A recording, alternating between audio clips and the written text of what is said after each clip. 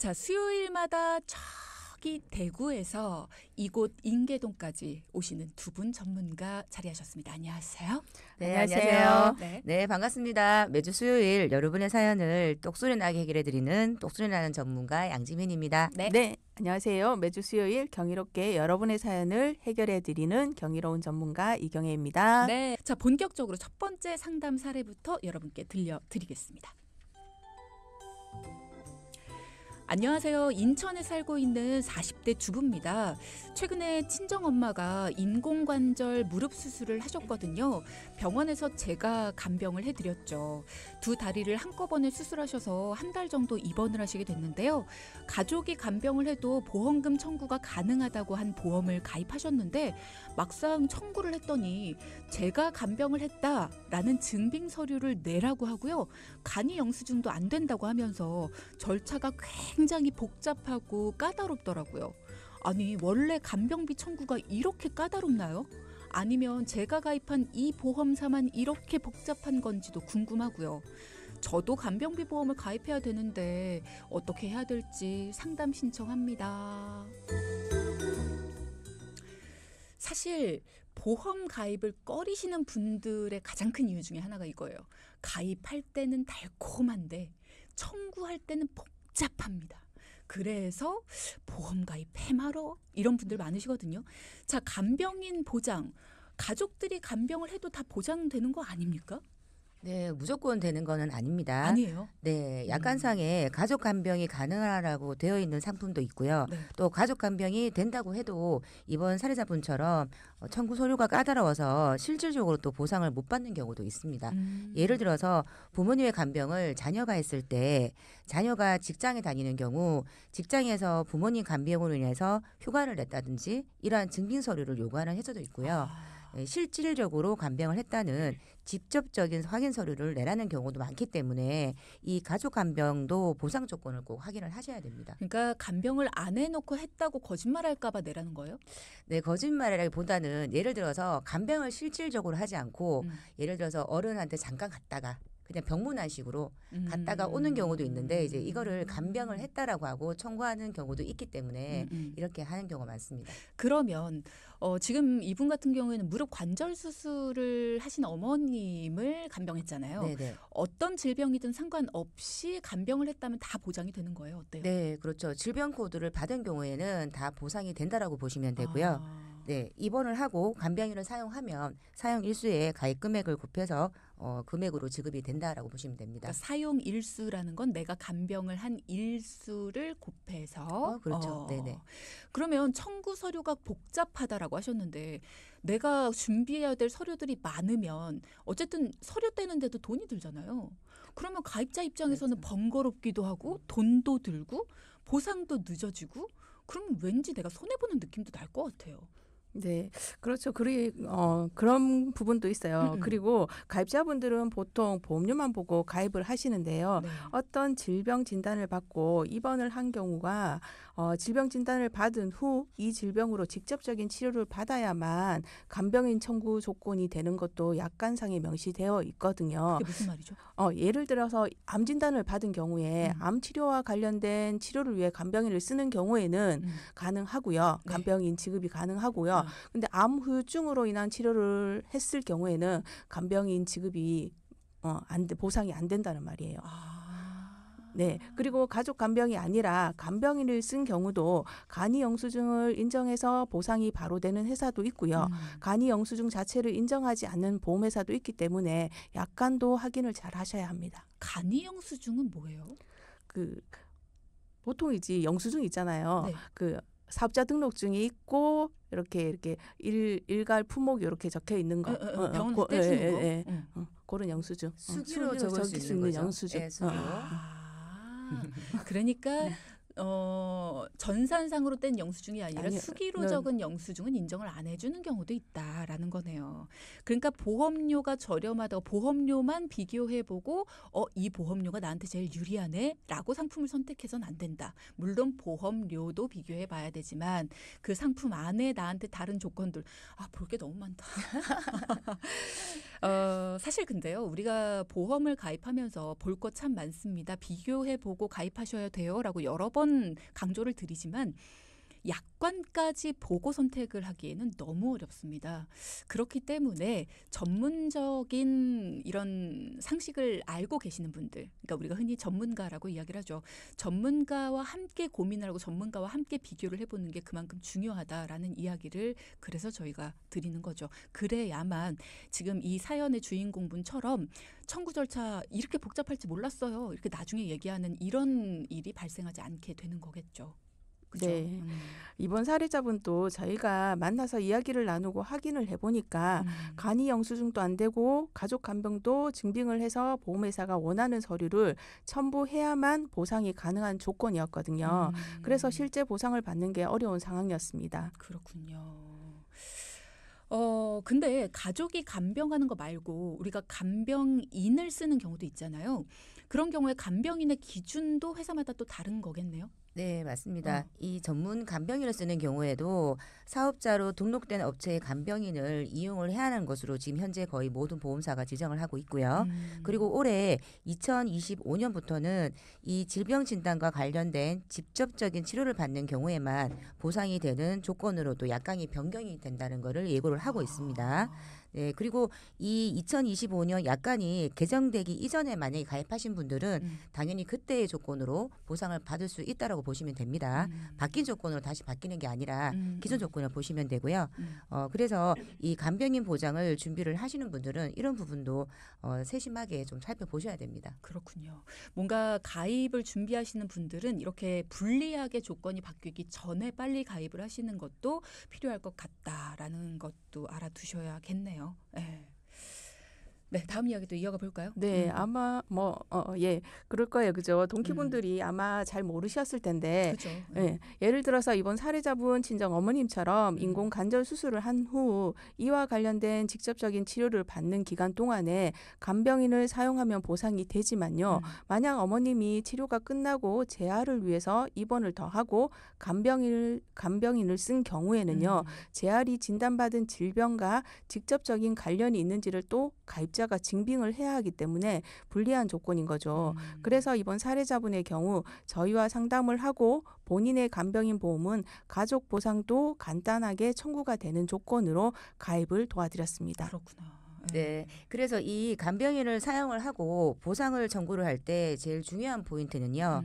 간병인 보험은 사실 가족이 간병을 했느냐, 뭐 누가 간병을 했느냐를 따지는 게 아니라 간병인을 사용을 했으면 무조건 보상이 되는 걸로 되어야 된다는 거죠. 그렇죠. 그 환자분들 중에서 이렇게 낯선 사람이 와서 나를 간병하는 게 싫어하시는 분들도 있거든요. 그렇죠. 네, 맞아요. 그래서 이렇게 보험금 청구 시 절차나 서류를 간편하게 준비를 해도 되는 보장으로 해서 준비를 하시는 게 좋습니다. 그럼 질문이 하나 있는데요. 만약에 어머니 간병을 내가 6달 동안 했어요. 근데 내가 주부다. 그럼 내가 뭐 회사에 휴가를 내거나 이런 게 없잖아요. 증빙 서류를 뭘 준비를 해야 돼요? 네, 간병인 보험이 그렇게 오래되지 않았기 때문에 점차 이런 부분들을 제도화 시켜가는 중인데요. 네. 예를 들어 어떤 회사의 경우에는 실제 간병을 했느냐를 위치 추적 어플을 설치해서 그걸로 확인을 하겠다고 하고, 또 어떤 회사는 간병 기록을 확인할 수 있는 간병 근무 일지, 그다음에 간호 기록지 등 점점 증빙 방법들이 다양해지고 증빙 서류가 더 까다롭게 강화되고 있습니다. 내가 간병했다 그러면 한 거지. 무슨 위치 추적까지 하고. 이건 기분 나쁘죠. 네, 그러니까 조금 과하게 이제 청구하신 분들 때문에 약간 선의의 피해자가 발생하겠죠. 아니 네. 내가 가입을 했잖아요. 간병인을 필요로 해서 간병인을 쓰면 돈을 받겠다. 이거를 증빙을 굳이 해야 되나요? 필요해서 가입을 한 거고 필요한 순간이 생기면 요청을 하겠다라는 건데 왜 그거를 증빙을 네, 근데 이런 경우는 사실 조금 생각을 하셔야 되는 게 가족은 사실 전문 간병인은 아니잖아요, 그죠? 그래서 보통 어머님이 만약에 아파서 입원을 하시게 되시면 자녀분들이 가는 경우도 있고 배우자분들이 가는 경우가 있는데 그랬어도 간병이 됐으면 됐잖아요. 네, 그렇죠. 근데 실질적으로 이제 아닌 미안합니다. 경우도 많기 네. 때문에 아마 미안합니다. 이렇게 네. 제도화를 시키는 거겠죠. 환자가 불편하지 않았으면 됐죠. 아니, 두 분한테 따지는 건 아닌데 환자가 간병이 됐으면 됐잖아요. 간병인 왜 그런 기준이 필요한지 모르겠네요. 어쨌든요. 네, 자, 네. 그리고 또 지난달 15일에 이 금융감독원이 공정금융추진위원회를 통해서 또 이 간병비 보험과 관련된 약관 개선안을 발표를 했습니다. 여기에 보면 전문 간병인 이용 서비스 이용 증명과 또 실제 비용 지불 기록이 있는 실질적인 간병을 한 경우에만 또 보험금을 지급하라고 되어 있기 때문에 보통은 아까 조금 전에 말씀드린 대로 전문 간병인이 또 가족이 포함이 되지 않죠. 네, 그래서 올해 1월부터는 또 그리고 실손의료비가 또 있는 분들은 이 간병인 보장을 또 하루에 예를 들어서 20만 원을 가입했다고 하면 70%만 지급이 되는 조건으로 변경이 된다라고 하거든요. 예를 들어서 20만 원을 가입을 했다 하더라도 실손이 있는 분들은 70%인 14만 원만 보상을 받게 되는 거죠. 네. 이렇게 변경이 되는 이유는 실손보험이 입원비 또 통원비를 보장을 하기 때문에 다른 상품에서는 중복 보상을 받아서 이 차액을 남기는 사례를 방지하고자 이런 제도를 또 시행을 한다고 합니다. 네.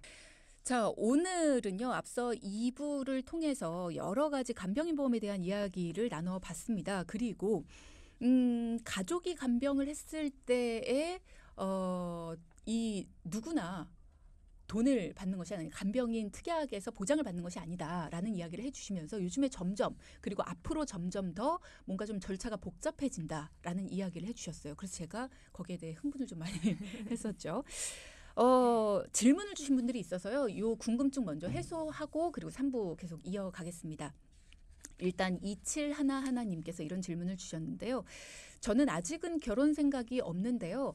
간병인 보험에 대해서 좀 알아보다가 간병비 보험, 간병인 보험 이게 나눠져 있는 걸 봤습니다. 어떤 게 더 나은 건지 그리고 두 개가 어떻게 다른 건지에 대해서 알고 싶어요 라고 하셨어요. 이분이 결혼 생각이 없다는 거에 초점을 맞춰서 간병비 보험과 간병인 보험 뭐가 더 나은지 그리고 차이점 알려주시면 좋을 것 같아요. 네, 근데 결혼을 하지 않는 것과 간병인 보험이 어떤 상관이 있을까요? 상관은 없을까요? 네, 그럼요. 예를 들어서 본인이 가족을 구성하지 않고 혼자 계신다 하더라도 간병인을 쓰냐 안 쓰냐는 사실 내가 어떻게 내가 예를 들어서 어떤 질환으로 어떻게 입원을 하냐에 따라서 좀 달라지기 때문에 네. 그런데 아무래도 가족을 구성원을 두지 않고 혼자 만약에 생활하고 계신다면 아무래도 간병비 보험을 미리 준비하시는 게 좋겠죠. 네. 그리고 질문 주신 내용은 간병인 사용 일당과 간병인 지원 일당은 현재 보험사에서 전체적인 보험사에서 이 두 가지 내용으로 상품을 판매를 하고 있는데요. 간병인 사용 일당은 가입자가 내가 간병인을 내가 알아서 쓰고요. 그 비용을 하루에 예를 들어서 20만 원, 20만 원 이렇게 정액적으로 내가 보상 청구를 하는 거고요. 간병인 지원 일당은 이 간병인의 금액 상관없이 내가 보험사로 간병인을 요청을 하면 보험사에서 간병인을 지원을 해주는 겁니다. 그러면 언뜻 듣기로는 이 간병인 지원 일당이 훨씬 더 좋아 보이잖아요, 그죠? 예, 왜냐하면 인건비 상승도 걱정을 안 해도 되잖아요, 그죠? 지금은 예를 들어서 뭐 간병인이 하루에 얼마다라고 얘기를 하면 10년, 20년 뒤에는 더 올라갈 수 있는 가능성이 많으니까 굉장히 좋은데 중요한 거는 현재 이 간병인을 보내주는 이 보장은 갱신형으로 판매를 하고 있습니다. 네, 그래서 또 고객 입장에서는 또 이 갱신되는 보험료에 대한 부담이 있을 수가 있겠죠. 그래서 장단점이 있기 때문에 이 부분은 본인이 지금 현재 내가 그래도 어느 정도 뭐 15만 원, 20만 원까지 조금 금액을 많이 받겠다 하시면은 그냥 그 사용 일당으로 준비를 하시고요. 물가 해치가 그렇게 괜찮다. 예를 들어서 뭐 10년 뒤에 보통 10년마다 갱신이거든요. 10년 뒤에 갱신이 되더라도 10년 안에는 내가 어느 정도 활용하겠다. 그러면 지원 일당을 또 이용하시는 게 훨씬 더 유리하시겠죠. 그렇군요.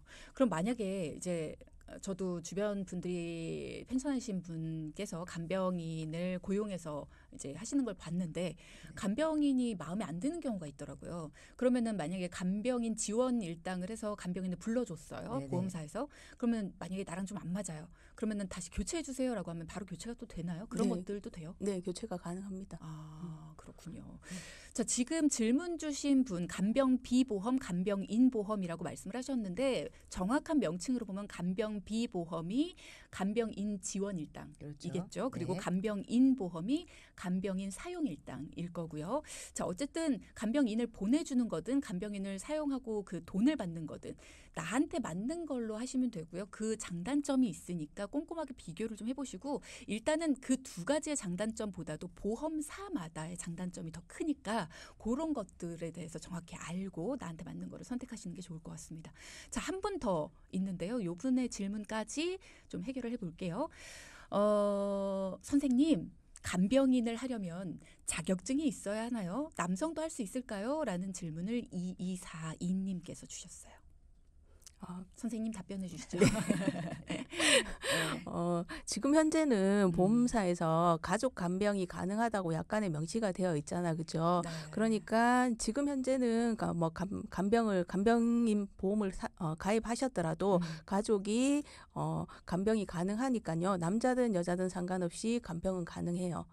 어플을 통해서 간병을 하시면 되니까 그 따로 간병인 뭐 자격증이 있어야 되는 사항은 아니기 때문에 지금 간병인 보험을 가입하시면 지금 현재 상황에서는 간병인 보험을 가입하실 때는 간병인 뭐 어플 그 간병인 자격증이 없어도 가능하니까 간병인 보험부터 가입하시는 게 좋겠죠.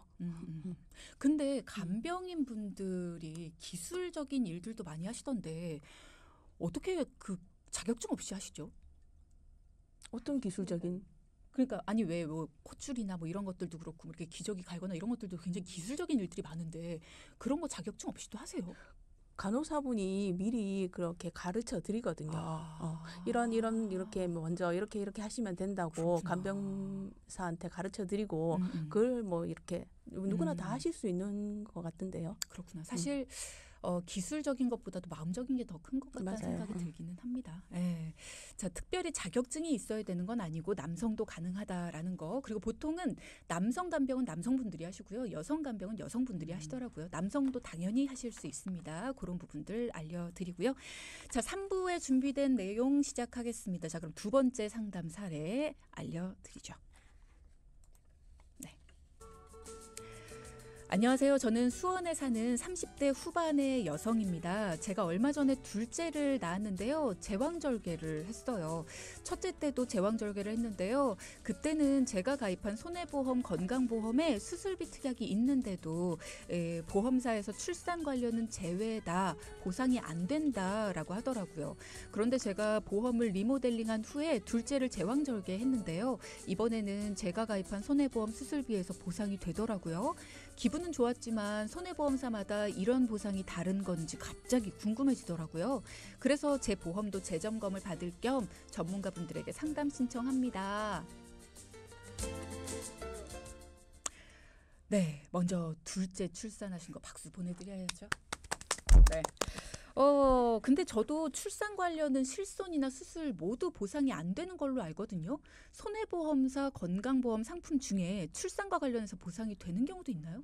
네, 사례자분을 직접 만나서 이야기를 들어보니 24년 2월에 새로 보험을 리모델링 하셨는데요. 기존의 종신보험을 정리하고 손해보험사의 건강보험으로 조정해서 진단비, 수술비가 보험료 대비 적정하게 가입되어 있었습니다.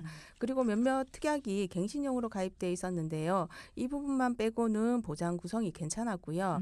이때 리모델링한 수술비 특약에서 출산 관련인 제왕절개 수술비가 지급된 상황이었습니다.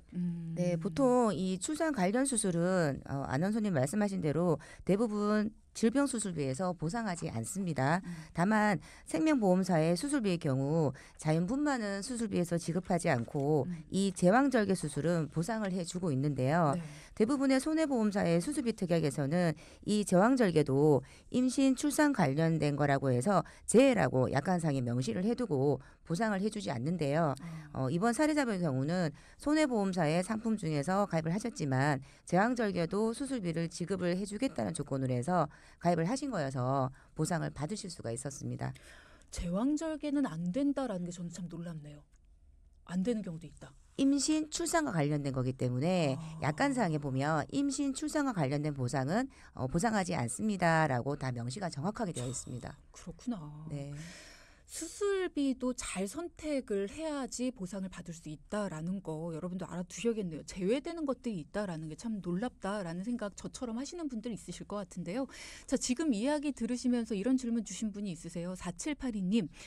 주위에서 보니까요. 치질 수술도 수술비를 못 받는 경우가 있더라고요. 이것도 보험회사마다 다른 거예요? 아니면 치질 수술은 무조건 못 받아요? 라는 질문 주셨어요. 네, 보험사의 보상 조건은 약관에 따라 다르다고 보시면 되고요. 이것도 약관에 따라서. 네. 손해보험사와 생명보험사의 약관이 다른데요. 손해보험사 수술비의 경우 보상 한도가 높고 보험료가 다소 저렴한 반면에 생명보험사의 수술비의 경우 보통 손해보험사에서 보상하지 않는 그러니까 질문 주신 분이 치질 수술이나 질문 주신 분이 치질 수술 얘기하셨잖아, 그죠? 치질 수술이나 요로 결석, 체해 충격 파쇄석술, 요실금 수술처럼 이런 시술은 수술로 보지 않고요. 이게 왜 시술이에요? 얼마나 큰 수술인데. 그러게요. 그죠? 네, 맞아요. 제가 해본 건 아닌데. 네. 아니 오늘 굉장히 화나는 내용들 많이 아니, 있으신 것 같아서. 그렇잖아요. 왜 이거를 시술로 볼까라는 생각이 들어서 하신 네. 분들 얼마나 고통스러워하시는데. 맞아요. 근데 이제 수술비에서 제외되는 경우가 많거든요. 물론 손해보험사의 경우 생명보험사의 약관과 병행을 하거나 손해보험사의 약관을 적용해서 이번 사례자분처럼 수술비에서 지급이 되는 경우도 있기 때문에 생명보험사 아니고 손해보험사. 네, 손해보험사도 생명보험사 약관을 적용하는 경우가 있어요. 그래서 항상 말씀드리지만 보상 여부는 전문가들의 설명을 잘 듣고 선택하셔야 됩니다. 그렇구나. 수술비 특약, 그러니까 이런 거죠. 저희가 이 시간을 통해서 많이 말씀을 드리는데 조금 어렵게 느껴진다 하시는 분들은 이렇게 생각하시면 돼요. 내가 암보험 갖고 있어. 여기서 끝나는 게 아니라 내가 수술비 특약 갖고 있어. 여기서 끝나는 게 아니라 그래서 수술비 특약 안에서 뭘 보장해줘? 여기까지 봐야 된다는 거예요. 그래서 암보험 안에서 뭘 어떻게 보장해줘? 이것도 보셔야 된다는 거예요.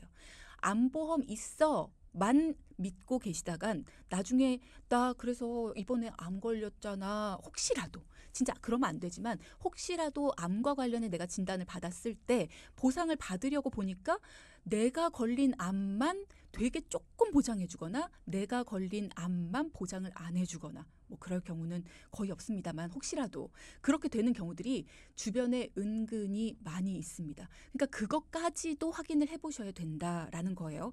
수술비 역시 마찬가지. 지금 들으셨지만 나는 분명 수술이라고 생각을 했는데 내 수술만 수술이 아니라고 약관에 적어놓는 경우들이 있다는 겁니다.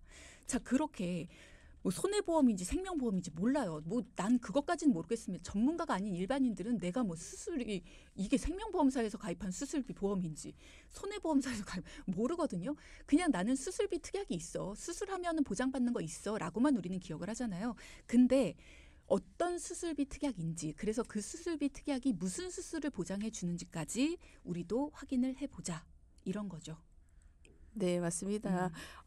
사례자분의 경우 리모델링을 최근에 잘하셔서 수술비 보상을 받을 수 있었고요. 네. 현재 가입한 보장 내용이 괜찮았기 때문에 갱신용으로 된 특약만 빼서 비갱신용으로 2만 원의 보강을 해드리고요.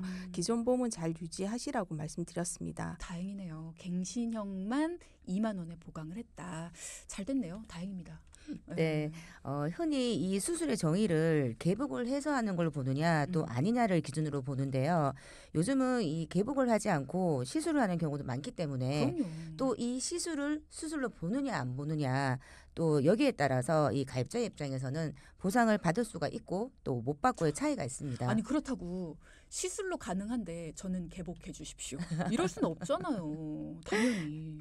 네, 그 해답은 제가 조금 이따가 말씀드리겠습니다. 네. 네, 그래서 최근에는 보면 이 생명보험사와 이 손해보험사의 각각의 장단점을 적절하게 보완을 해서 이 수술비와 관련된 약관을 변경을 하고 있습니다. 네. 이 생명보험사의 수술비의 가장 큰 장점은 동일 질병으로 수술을 한다 하더라도 매해 보장을 해주는 거고요. 손해보험사 수술비의 큰 장점은 또 생명보험사보다는 보험료가 일단은 저렴하고 수술의 종류를 굉장히 세분화해서 보상을 해주는 거죠. 네, 그래서 오늘 저희가 말씀을 드리고자 하는 핵심은 이 생명보험사든 이 손해보험사든 이 약관이 사실 내용이 중요한 게 아니라 내가 이 수술비 특약을 가입을 하신 분들은 일단은 내가 어떤 부분에서 보상을 받고 또 제외되는 부분이 있는지 없는지 이 내용을 미리 한번 확인을 해 보시라는 겁니다. 네. 이렇게 얘기 들으면 아 그렇구나 이렇게 되는데 아, 참 어렵네요. 예. 수술비 특약 구분해서 가입해야 된다, 비교해야 된다라는 거 다시 한번 강조드립니다. 네. 네. 네.